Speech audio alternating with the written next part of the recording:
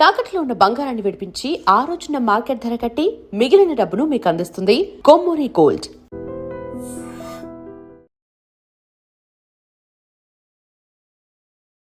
క్రికెట్లో miss field చాలా common. బౌలర్లు అప్పుడప్పుడు లైన్ మిస్ అవ్వడం, బ్యాటర్లు బంతిని మిస్ చేయడం చాలా నార్మల్. అయితే ఐపీఎల్లో జరిగిన ఒక మిస్ ఫీల్డ్ మాత్రం చర్చనీయాంశంగా మారుతుంది. సోమవారం Kolkata night riders, Punjab Kings జట్ల మధ్య జరిగిన మ్యాచ్లో ఒక వింత సీన్ చోటు చేసుకుంది. ఈ మ్యాచ్లో కోల్కతా టాస్ గెలిచి బ్యాటింగ్ ఎంచుకుంది. వర్షం సూచనలు ఉన్నప్పటికీ కేకేఆర్ బ్యాటింగ్ తీసుకోవడం ఆశ్చర్యానికి గురిచేసింది. ఈ విషయాన్ని పక్కన పెడితే ఇన్నింగ్స్ రెండో ఓవర్లో ఒక నవ్వు తెప్పించే సంఘటన జరిగింది. Punjab Kings fast bowler Xavier Bartlett రెండో ఓవర్ వేయడానికి బౌలింగ్కి వచ్చాడు.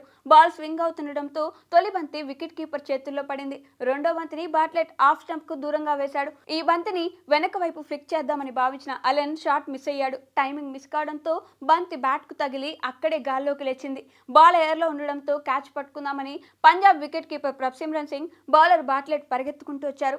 చాలా దూరంలో ఉండడంతో క్యాచ్ పట్టే అవకాశం లేకుండా పోయింది. అయితే క్యాచ్ మిస్ అయినా అప్పటికే అలెన్ గ్రీస్ దాటడంతో రన్అట్ ఛాన్స్ వచ్చింది. ప్రభ్సిమ్రన్ సింగ్ బంతిని స్టంప్స్ కొట్టాలని చూశాడు. కానీ స్టంప్స్ కు కొట్టే సమయానికి బాట్లెట్ అడ్డు వచ్చాడు.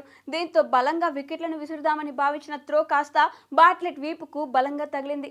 బాల్ గట్టిగా బాట్లెట్ కు తగిలిన ఈ సీన్ అందరికీ నవ్వు తెప్పించింది. ప్రభ్సిమ్రన్ సింగ్ చేసిన పనికి డగౌట్లో కూర్చున్న ఆటగాళ్లతో పాటు గ్రౌండ్ లో ఉన్న ప్లేయర్స్, కామెంటేటర్స్ అందరూ నవ్వుకున్నారు.